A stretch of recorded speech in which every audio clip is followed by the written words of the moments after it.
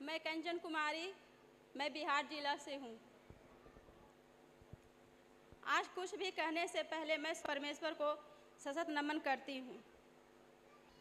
दूसरा प्रणाम उस माता पिता को जिसने मुझे इतने अच्छे पति दिए।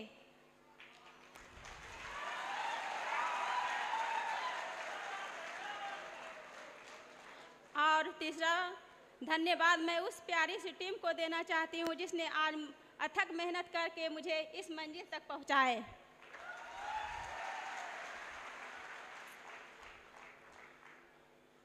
और जिसने भी मुझे इस सिस्टम में डायमंड के पहुंचाने में एक भी बिजनेस वैल्यू डालो, भगवान से प्रार्थना है कि वो जल्द से जल्द डायमंड बने।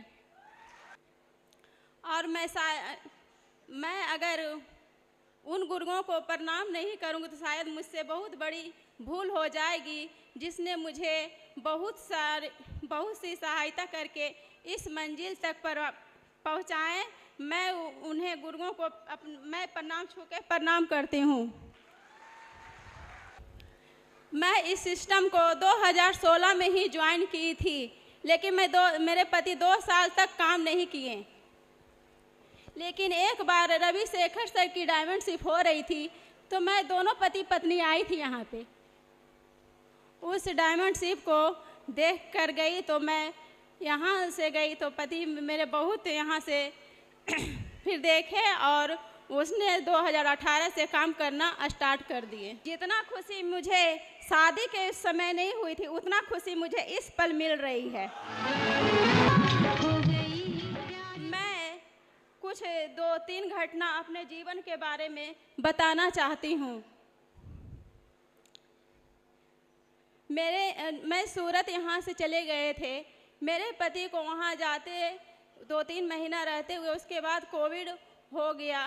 कोविड होने के बाद वो बहुत परिस्थिति खराब हो गई। दोनों पति पत्नी का तबीयत खराब हो गया।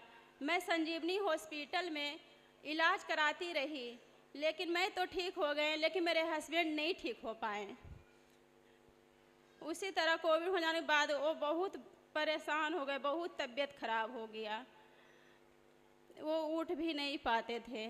लेकिन एक दिन रवि रंजन सर की मैडम ने कॉल की। मैं उन्हें बहुत बहुत धन्यवाद देना चाहती हूँ। उसने क्या पता ऐसा क्या बात बोली कि वो बेड से उठ के खड़े हो गए और हॉस्पिटल जाने के लिए तैयार हो गए। मैं तो उसने कुछ बोली ही नहीं।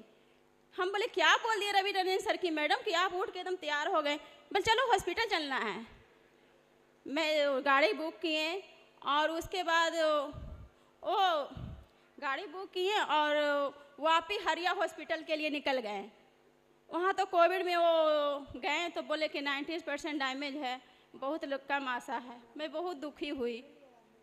उसके बाद दुख हुई तो सब अपलाइन के पास कॉल जाने लगा, लेकिन विपिन सर ने कॉल किए मुझे और बहुत हिम्मत दिए। मैं हिम्मत नहीं हारी, कितने भी परेशानी आई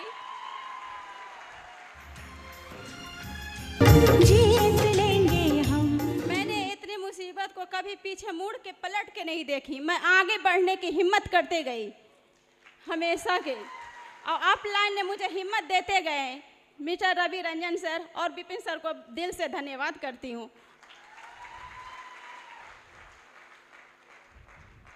और फिर मैं कोविड हो गया तो ठीक हो गए, लेकिन फिर मैं घर वापस आ गई गांव के बाद 2-3 महीना गांव में रहे। बिजनेस थोड़ा लॉकडाउन में थोड़ा कम पड़ने लगा। फिर उसके बाद फिर दोबारा सूरत गए। नवंबर में गई, मैं गई 2-3 महीना फिर रही। जनवरी में मेरे पति को दोनों पैर ही डैमेज हो गया।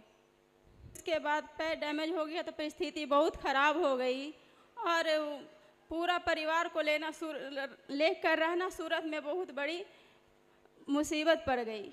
कहा कि ये जो सिस्टम थी वो थोड़ा थी हो गई, कम पड़ गई। मैं वहाँ पे कुछ काम ढूंढने लगी और वहाँ जानते हैं कौन सा काम करने लगे, जानना चाहते हैं? मैं और मेरे बच्चे साड़ी में मोती चिपकाने की काम करने लगे वहाँ पे। और लीडर लोग आते थे तो मैं साड़ी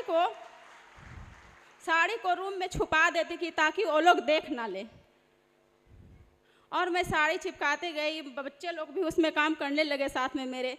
मुश्किल से मुझे उसमें 5-6 हज़ार की महीना आने लगे। मैं इसे करते करते मेरे पति मेरे बेड पर लेटे लेटे देखते थे और रोते रहते थे, लेकिन मैंने हार कभी नहीं मानी। मैंने उन्हें हौसला देते रहे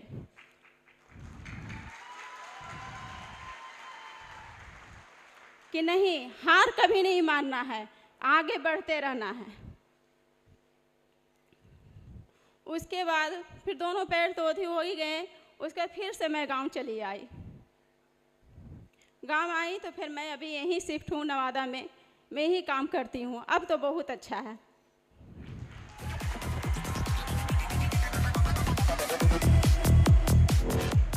मैं तो इस सिस्टम से कभी हार मानी ही नहीं और न मानूंगी। और इसमें मेरे पति ने बहुत सारी कठिनाइयों को झेले, बहुत सारी कठिनाइयों को झेलते झेलते आज इस मंजिल तक पहुँचे हैं। एक बार की बात बताती हूँ। मेरे छोटा जो बाबू है उसका तबीयत बहुत ख़राब हो गया था। वो एकदम आँखों सब बंद कर लिया था। अभी फ्राइडे की ट्रेनिंग में थे। मैं कॉल पे कॉल कर रही थी, लेकिन एक कॉल उठा ही नहीं रहे थे। एकदम नहीं, मैं रो पड़ रही थी, पूरा रो रही थी, फिर भी ये कॉल नहीं उठाए। मुझे बहुत बुरा लगा। उसने अपने ग्रो लाइन को मेरे रूम पे भेजे और बोले कि देखो जाके मेरा रूम पे क्या हुआ है। उसने आए तो देख मेरे बच्चा का बहुत तबीयत ख़राब। मैं तो फिर आए, वो विनोद सर थे, आए मुझे हॉस्पिटल ले गए। बाबू लोग को साथ में मैं दिखाई, फिर भी वो कॉल नहीं उठाए। मैं उन्हें उखा के चली आई। उसके बाद वो आए, बोले क्या हुआ? बोले ऐसे हो। तो बोले क्या हो गया? ऐसे हो गया तो तुम थी ना? हम बोले हाँ हम तो थे ही। बोले क्या हुआ? तो हम इस मंजिल तक पहुंचने के लिए बहुत सारी कठिनाइयों को झेलना पड़ता है, लेकिन मैं उस सब को भूल गई हूँ। मुझे इतना खुशी है कि आज मेरे इस खुशी का हकदार मेरे पति हैं। उन्हीं के वजह से इतनी खुशी मुझे मिल पाई है।